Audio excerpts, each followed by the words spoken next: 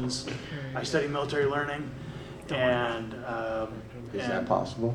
yeah, yes, it is. It is under very specific conditions. Another Navy Yeah. guy? And I'm not a Navy or Air Force or anything. No, I'm this just, guy over here. yeah, he's Navy. Same I'm- level of smart yeah. ass. I'm civilian. No prior military service, but I study and work with military officers. I'm Mike McPhail. I'm a member of the Military Writers Society of America. I write science fiction, military fiction, whatever crosses in between. I'm best known as the editor of the Defending the Future anthology series, which is now approaching its second decade. John Emery, right as Jack Campbell. I'm retired Navy, surface warfare, the real Navy. I'm most well known for my series, The Lost Fleet. This is the latest in that series, Implacable, the 14th book in the 6-book series. And my most recent series is a duology that began with In Our Stars and ends with Destiny's Way, which has just come out. So it'll be a 12-part duology? Oh, hopefully. We will see. Practical experience, of course, in the Navy, and my tours in the Pentagon helped considerably with my ability to write fantasies and science fantasies. So on that same note, I'm Phil Pournelle. I spent 26 years in the U.S. Navy, also surface warfare officer.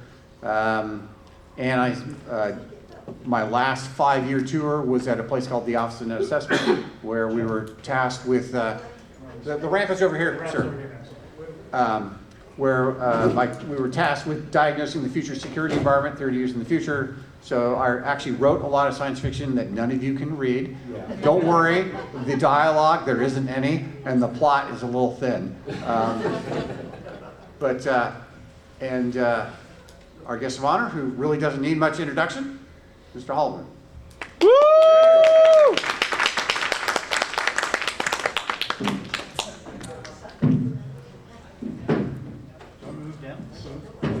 I was just gonna make sure.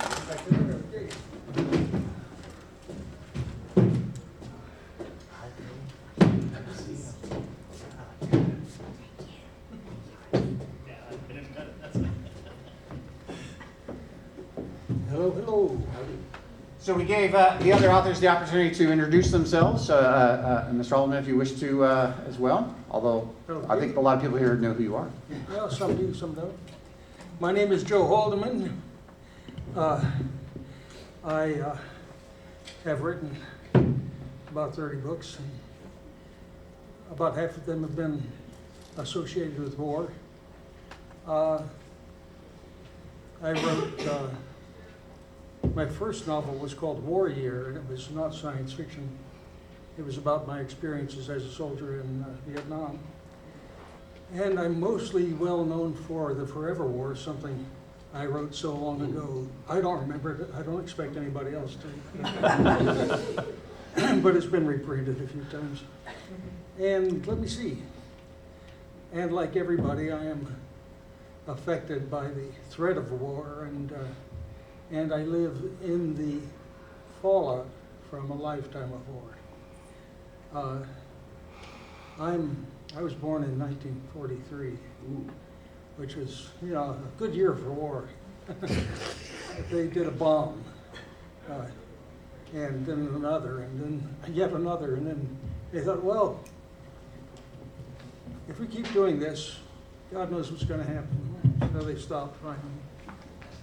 Anyhow, here I am, and I will talk under proper motivations. You did bring the cake, didn't you?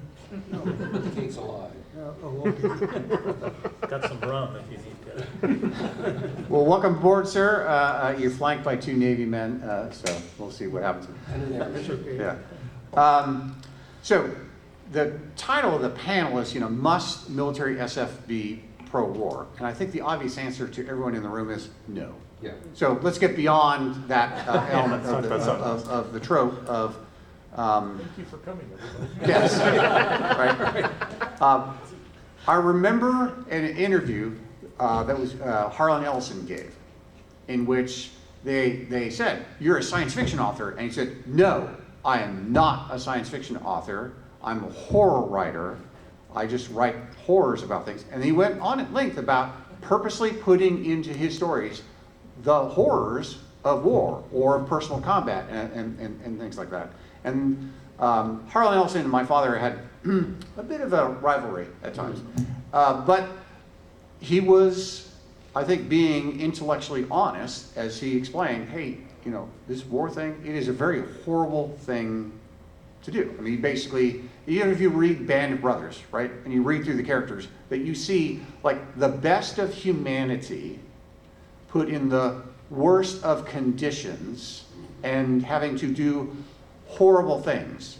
So I think we can all agree, you know, outright that war is a rather horrible thing, and I'm in a business, in fact today, I was running a war game for the Department of Defense where our purposes was to avoid having them, right? And we can get into some of the debates about that, but at least that is, in theory, why we were doing the war gaming is to prevent the actual thing.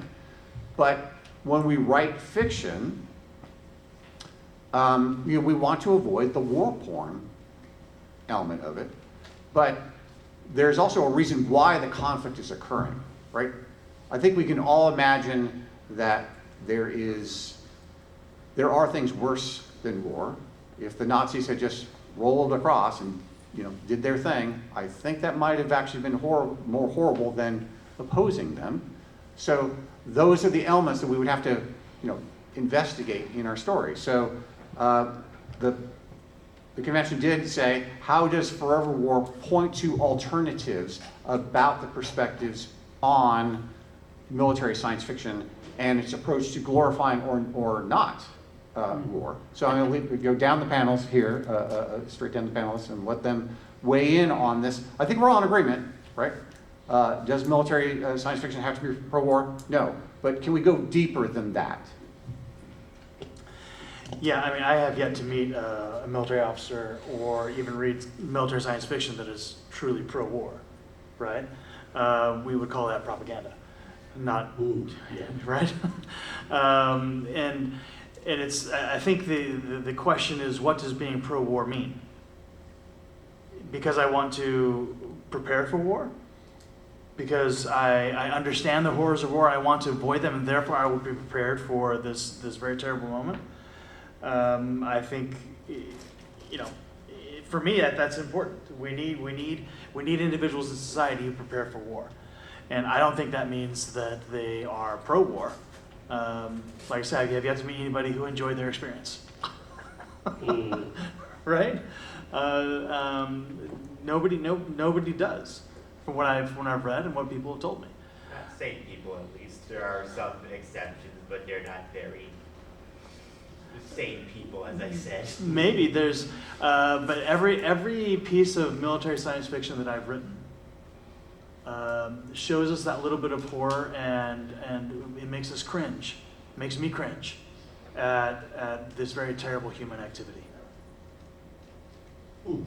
Well, my father served Army Air Corps World War II up through Vietnam. He spent a good amount of his time in SAC. Now, Strategic Air Command spent all its time making sure we did not go to war. But without that preparedness, it could have happened at any moment. In fact, there were so many mistakes on both sides, it's amazing that we didn't actually start bombing each other back in the 50s. I don't have any argument with that. It's sort of a source of constant wonder to me that we survived into the 60s, let alone the 70s, 80s, and 90s. I think we have avoided the worst of our possible futures. Obviously we have, because we don't live in a dystopian nightmare. Whether we can continue to avoid those nightmares, I'm not sure. 10 years ago, I would have been more sure, which is a sad thing. We're not evolving toward a more perfect state of union, or to speak internationally, state, period. Well, we don't want to get bogged down into politics, I think, contemporary politics anyhow. And we face a paradoxical situation where everybody who's moderately sane agrees that a state of continued high technology warfare is not sustainable and finite in context and horrible. We have to find ways to settle our conflicts in a more or less permanent way that has not eluded us. I mean, we've gone pretty well in the past couple of decades, at least in terms of actual destruction of whole societies, because we've had the potential, not by we, I mean really, really lowercase we, like dozens of countries have the wherewithal to destroy whole countries, and have not done it over and over. You look at the Middle East, though, and go, oh my God, when is the next horrible thing going to happen? But then we aren't so holy ourselves, and we've held the world at kind of a gunpoint with a nuclear weapon, a huge gun that isn't really peacetime. It may not be war, but it's not wonderful. I am your basic leftist sci-fi guy. I'm going, oh my, isn't it horrible? Don't you wish somebody had solved this 20 years ago or 30 or 50? 50 years ago, we were still sort of reverberating from Korea and going, well, thank God we missed that one. Well, guess what? Here we are. Oh, sorry, I'm making a noise. Yeah, now I realize that, and I shall stop. It's self-important. As I told my friend at the United Nations the other day, I'll stop. Honestly, I'll stop. Oops, I can't stop. Jack? Oh, you want the cane?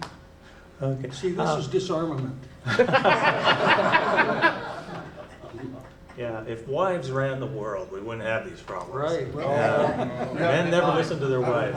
I've read that science fiction story 100 times. In some ways, this reminds me, I went to high school in the mid-'70s, and our American history course in the mid-'70s skipped every single war that America had taken place in. The history books would stop before the war started, and they'd pick up again after the war, and there'd be no mention of it. And it was weird, because, both the positive and the negative lessons from all those things, and the struggles and the impact of those things on the world that came afterwards. World War II had a huge impact on the world in a lot of ways, social as well as technological and political and everything else. And so I think if you're writing about the future, unless we can figure out a way to totally change ourselves, find that answer that's eluded us, then there's going to be wars. And the question is, how do you address that in different ways? And we've tended to, it's not a monolithic thing. People say military SF as if it's one thing. In fact, it's countless stories reflecting individuals' experiences. You had people like the Forever War, you had Starship Troopers. Today you have that same wide range of stories reflecting the individual experiences and hopes and problems, and hopefully maybe we don't want this to happen, so let's think about this. Maybe this would be a bad thing. And so definitely I think the diversity of military SF is not appreciated by those who don't read it. And also my long-term hobby horse, why isn't there such a thing as military fantasy? I mean, the War of the Rings, for God's sake. It's all about fighting, but nobody ever talks about military fantasy. It's only in science fiction that they break it out. So I'm going to begin down with Jack and work our way back again, but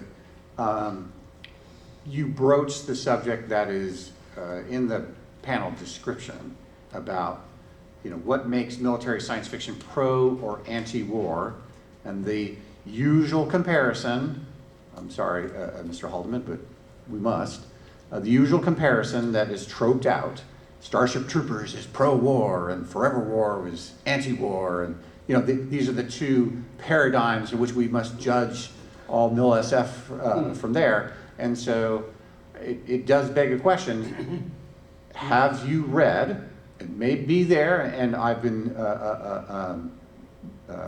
John Carr and my father screened me from the crap, right? I'm a book bigot, sorry, it's just, they fed me all the best stuff and I can't read.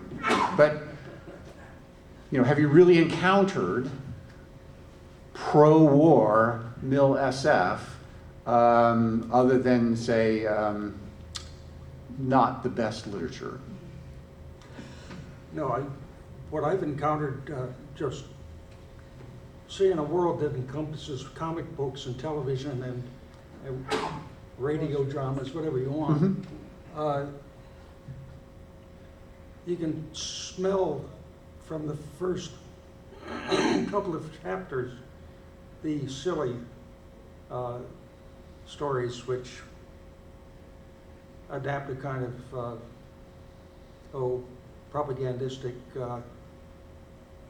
flavor and run through an already determined argument. And just put characters in there and have them get bumped off along the way. The comparison made between the Forever War and Starship Troopers is a valid kind of rhetorical argument to make, but Heinlein and I, as people, were not that far apart in political views. Heinlein was a very militaristic man, but that's his background, you know.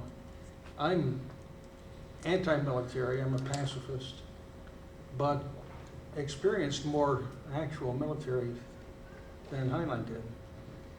Because Heinlein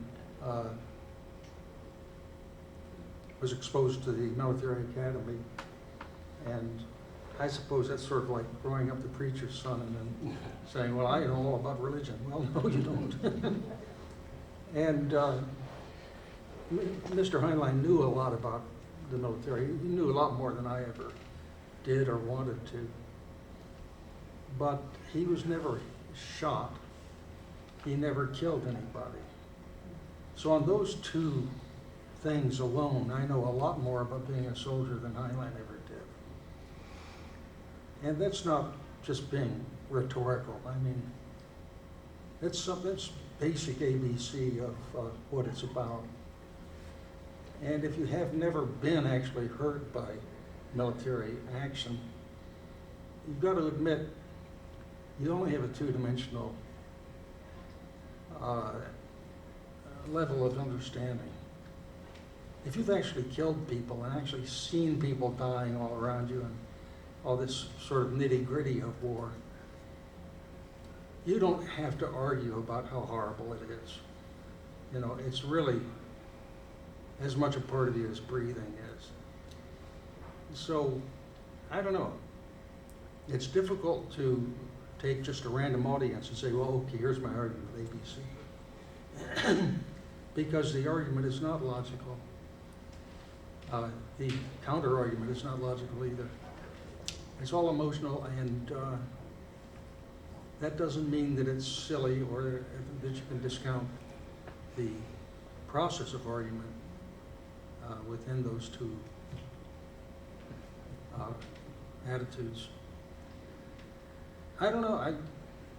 The thing is, you take a kid and put him in uniform, and I saw this when I was drafted into the military. You know, I had a college degree. I was an old guy and everything, and I was surrounded by these 18-year-old children who all had the same weapons as I did, and they were careless. Well, we had 2 guys die in training from incompetence, and it made being in the war dangerous before the enemy ever showed up. But yeah, I can think that the world today is a much more sane and tractable place, because wars although they're still being fought, we don't have millions of people perched on opposite sides of a cliff, waiting for the others to make a mistake. I don't know, I'm just saying, this is my position, which is shaky, and it's on several shaking points. It's not a rhetorical position that anyone would want to defend, but that's where I'm standing, teetering. So Jack, have you encountered, well-known pro-war MIL-SF? There is one example I can think of, the live-action space battleship Yamato movie. Ah, okay. Now, you have to understand the background of Space Battleship Yamato, which is, this basic scenario is that these aliens with overwhelming numbers and technological superiority have beaten Earth back to its borders, and they're bombarding the hell out of it.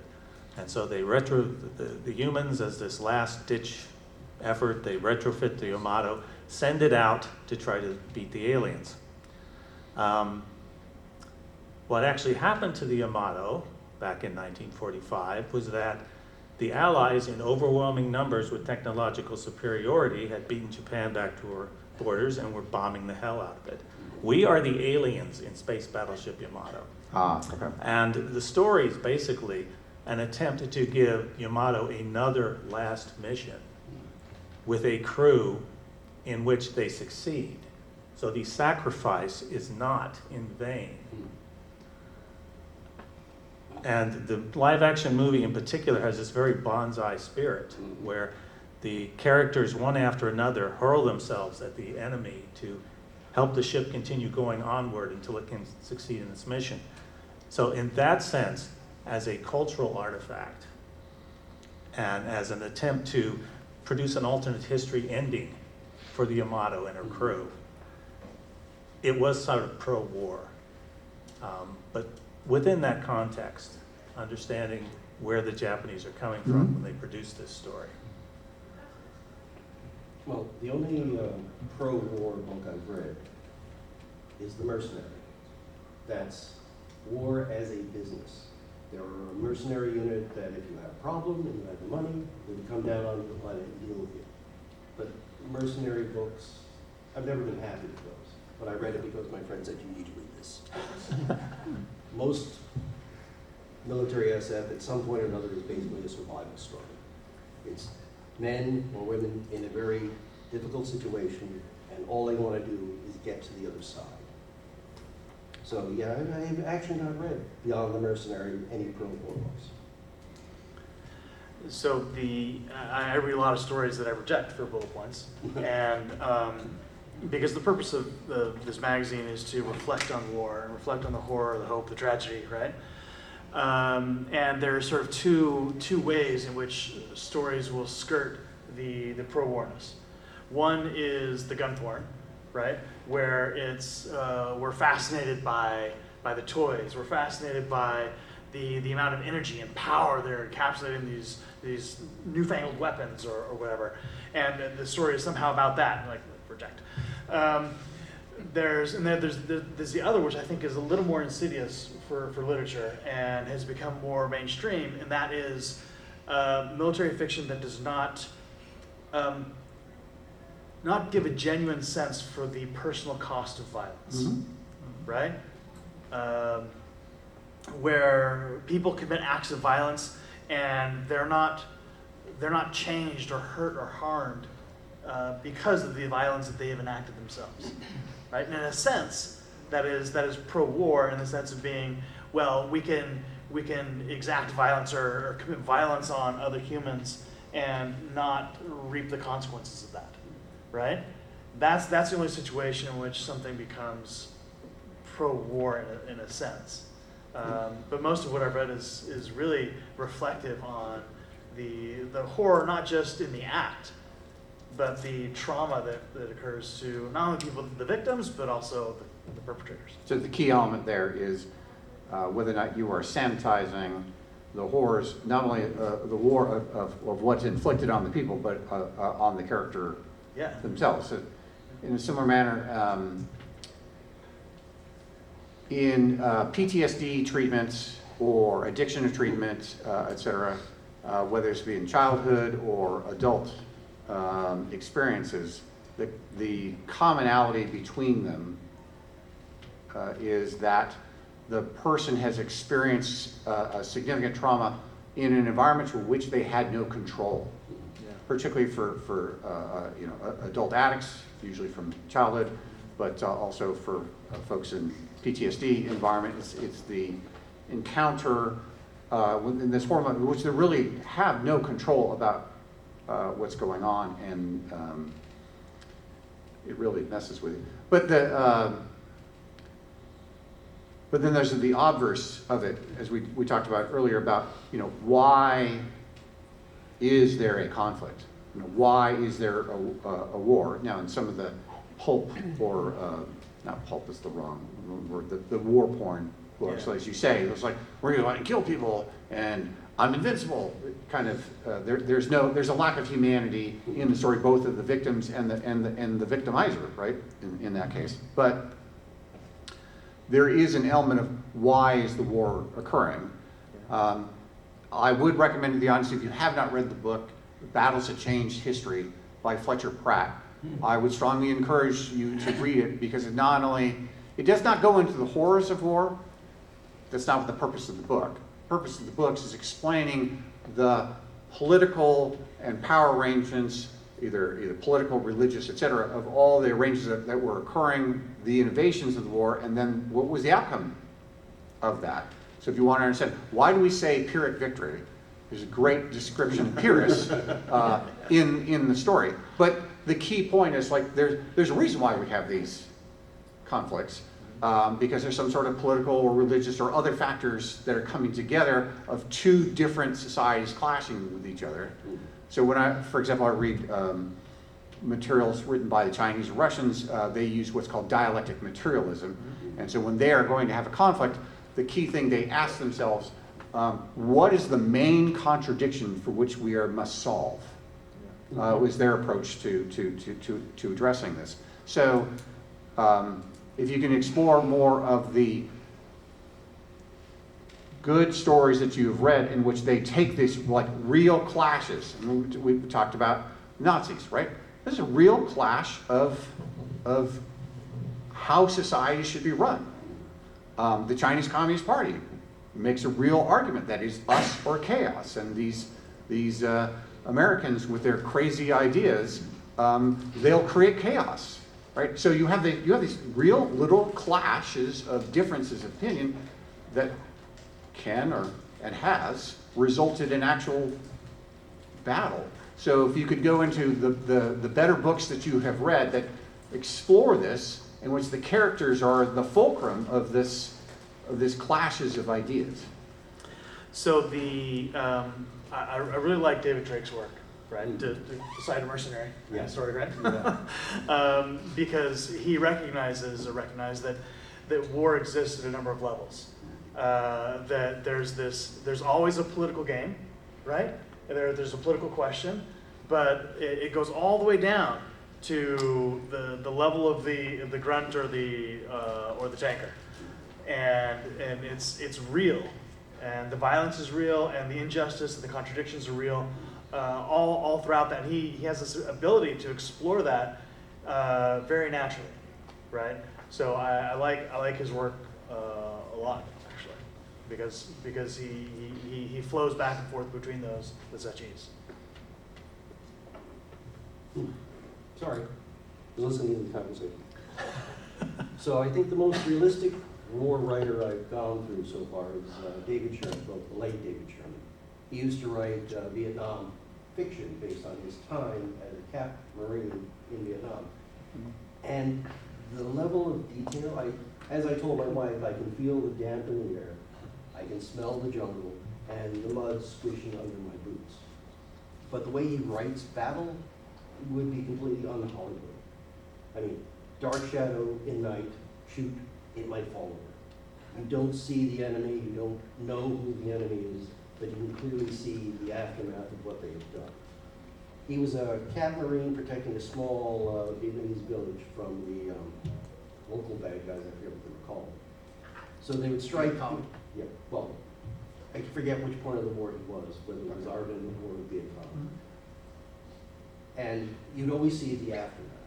You wouldn't actually see the moment, because they would strike in night so that the Marines couldn't spot them.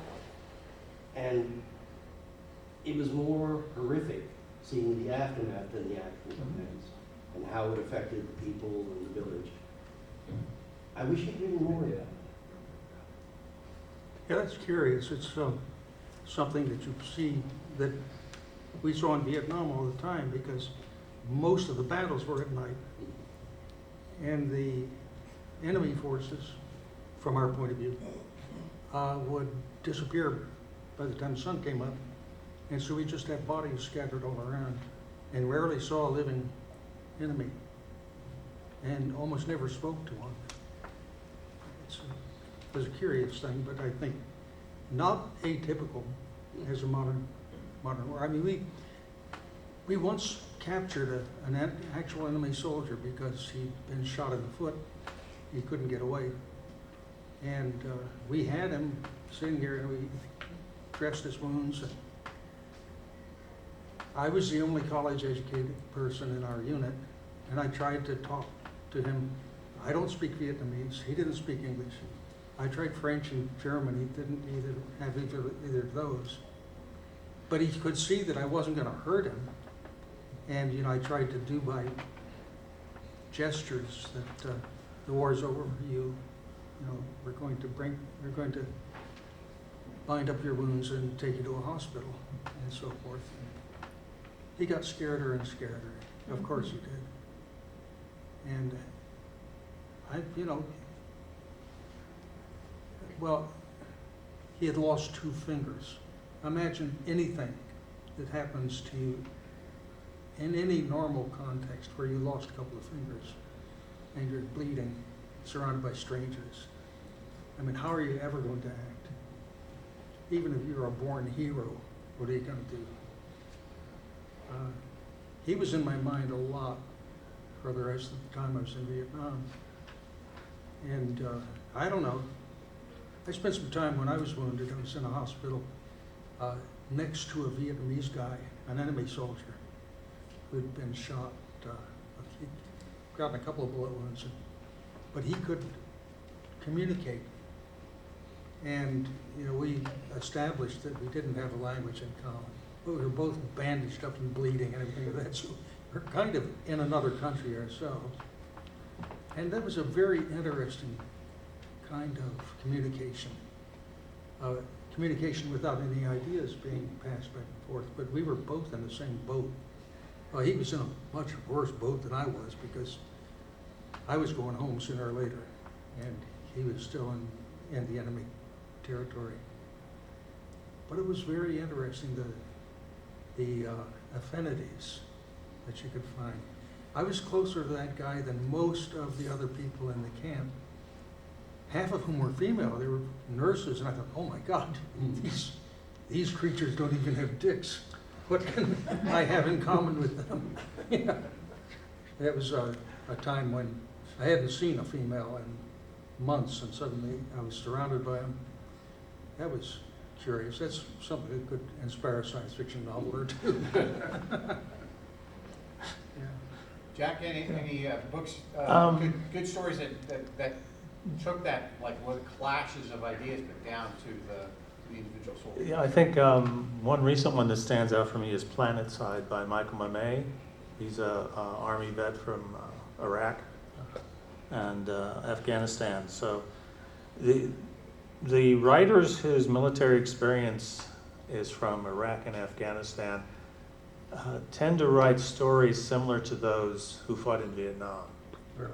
because they experienced that same kind of, what the hell are we doing here, war, and, you know, who's the enemy, and what the hell's going on, type stuff. And LeMay captures that idea of both the sacrifice going on and also the, what's the point of this? And the good people who have to say, okay, I'm gonna follow my sword here because that's the only way to protect other people. So that's one recent one that stands out for me, Planetside by Michael LeMay. So before I turn it over to the audience, I am obligated to read the last question that was assigned to the panel. Similar to the must military science fiction be pro-war, right? That was easy. Is anti-war SF still military SF? Again, I think it's an obvious answer unless one of you object to the, of course it can be, but unless anyone has any comment on that. I didn't think so. So we'll open up to the audience. If you have questions of your own for the panelists. Yes, sir. Two questions, I'll do one first. Does it make a difference if it's science fiction, if it's human versus human versus completely non-human? I'm not talking about an alien who we like a Vulcan or a relationship, but someone who can have absolutely no contact and seen aside them against us. Does that make any difference about being pro or negative about war? Gee, I think there's someone here who might have written a story about that. You know, the main difference is slightly subtle, because with the kind of alien relationship that you're talking about, your story is automatically about metaphor rather than about anthropology or anything like that. I mean, even if you're using your brain really hard to make a correct and consistent kind of alien creature that you have a good reason for fighting with, you're sort of caught in the muck of metaphor. You can hardly write any kind of an action that the humans are doing with the enemy that is not sort of Homeric and oblique. Yeah. Well, you know, one of the things that's done in any war is the enemy is painted as an alien. Yeah. They don't think like us. They don't act like us. And indeed, you get in these cultural clashes and you don't understand why they're doing what they're doing, Yeah. or why they're acting the way they are. So to a certain extent, we fight aliens all the time in wars. So I think a good story reflects that. I really like how Orson Scott Card's Ender's Game explores that. The transition of the enemy from the demonized other to somebody that they can relate to. The obverse of that, interesting, in the annals of wargaming, we took different Americans and put them on separate teams and told one group of Americans, pretend you're the Russians, and then we'd run these nuclear deterrence games, and then the two sides would try to signal each other with their weapon systems and things like, I'm increasing my readiness, you need to stand out, right? Thinking that they were portraying one message to the opposition, and a different message would be received. And these are two groups of Americans, one attempting to emulate Russians, but right, they should get the gist, and the message is just not coming across. And it's in many ways, they were alien to each other, and it was a synthetic simulation of what we're trying to do. Again, goes back to the previous thing, how the hell did we survive the Cold War? But you know, we face these kinds of things. In many ways, war games are science fiction stories of their own, just created by the participants. But it's interesting about the othering, even in a game which both sides are Americans. So. Well, it can be even worse than that. I mean, Navy trying to talk to the Air Force, for example. Oh, those guys What the are hell? those guys are complete aliens. It's okay, we now have Space Force to make fun of. Don't make fun of the Air Force, it's an honorable alternative To to military service. Or it's a good paramilitary, just like the Coast Guard. Yes, sir. I haven't said that to you in about 3 years. Yeah, it's You were okay. overdue.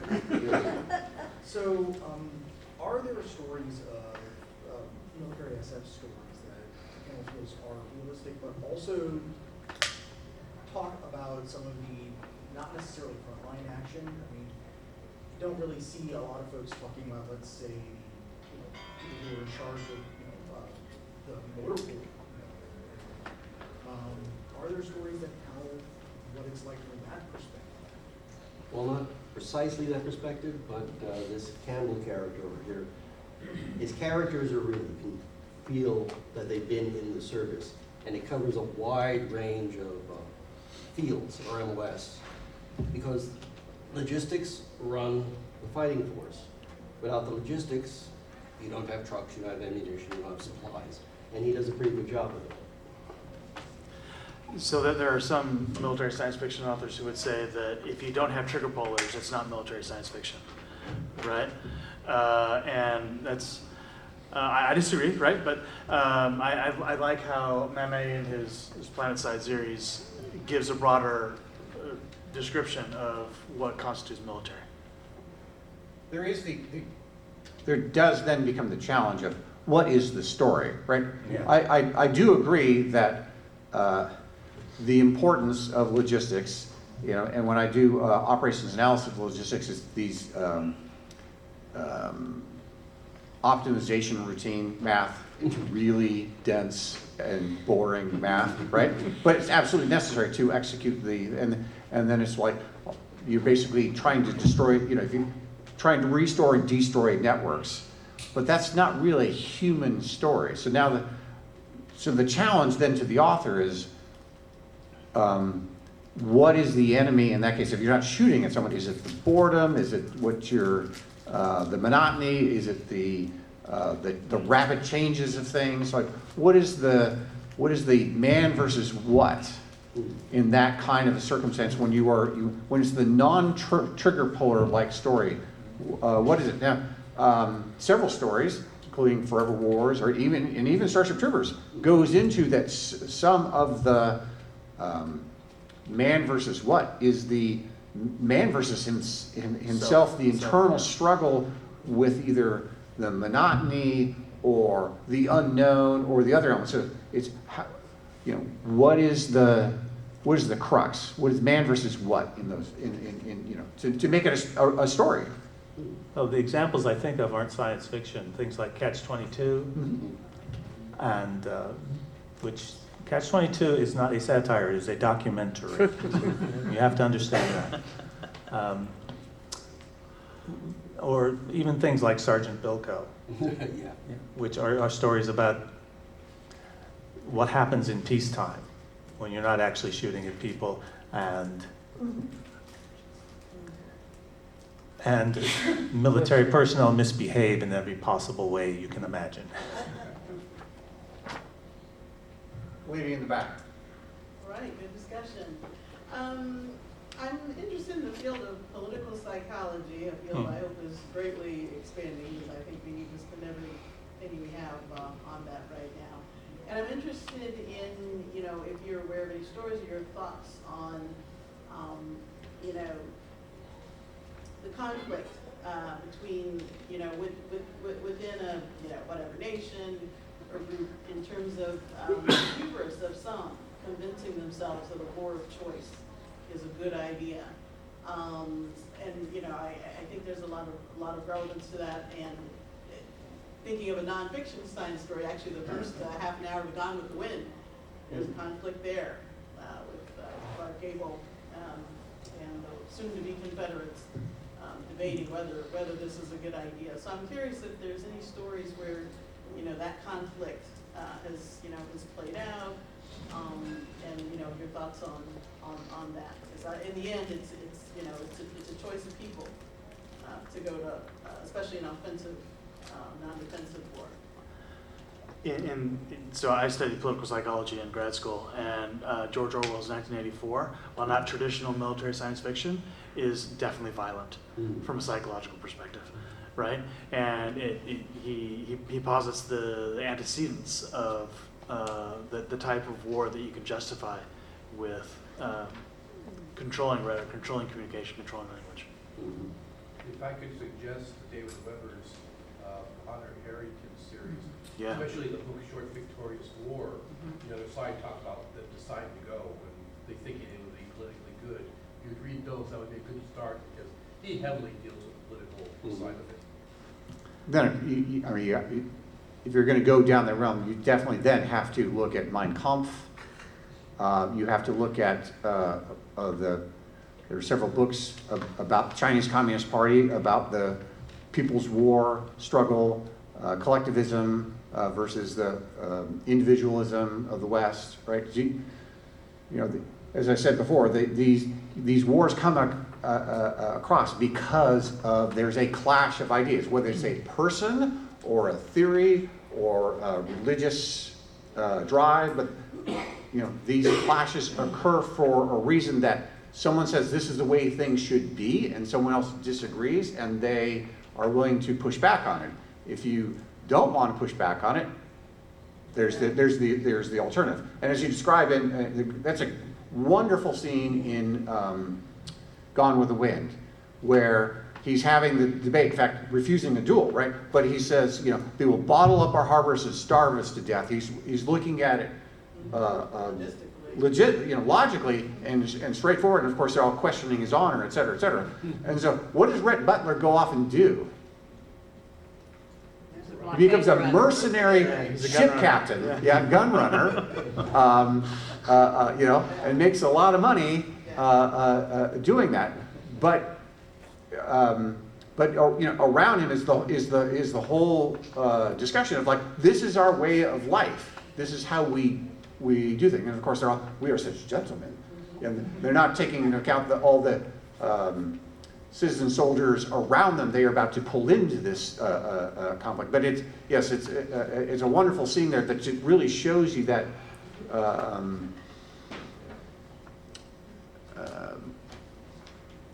echo chamber kind of thing that drives it. We'll let the other. We have 5 minutes. Yes, let the other. Yes, ma'am.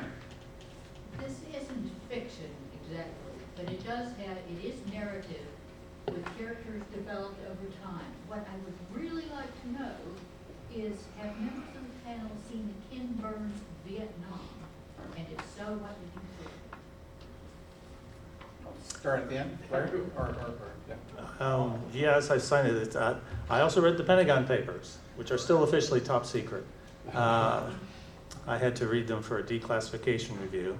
And I said, yes, declassify them because this has all been published, guys. But they're still top secret as far as I know. It's infuriating.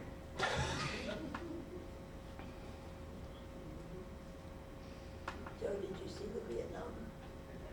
I saw about 75% of it, I guess. For some reason, I missed a part of it. We didn't watch much of it. Yeah. On the surface, I thought it was very good television. I was not into it. I wish I had, I was traveling a large part of the time it was being shown. I suppose I'm, whipping myself. I should have taped it and studied it later. I guess my feeling was everybody's going to do that, and okay, it'll seep into the culture, and I'll get it by osmosis. No, I actually missed that. I watched some of it, but my own military training has explored some of the elements that the series had explored, and some of the futility things. And I've heard both sides of the arguments about that as a series of battles with the Soviet Union writ large, which is at a minimum controversial. Mm-hmm. Yes, ma'am.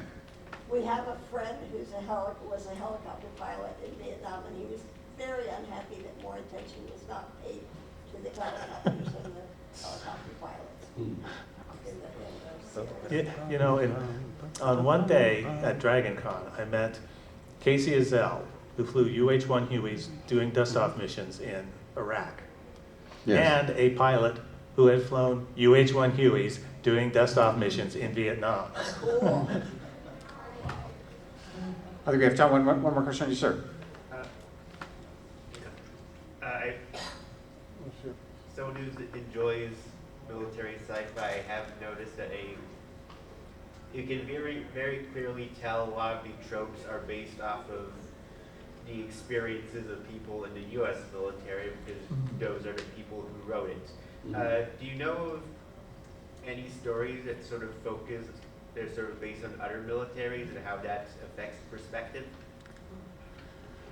I think Marco Close, isn't he served in a different military, and he wrote terms of enlistment. Okay. Yeah. The one I can think of is not fiction or science fiction, The Unwomanly Face of War by, let's see, Svetlana Alexieva.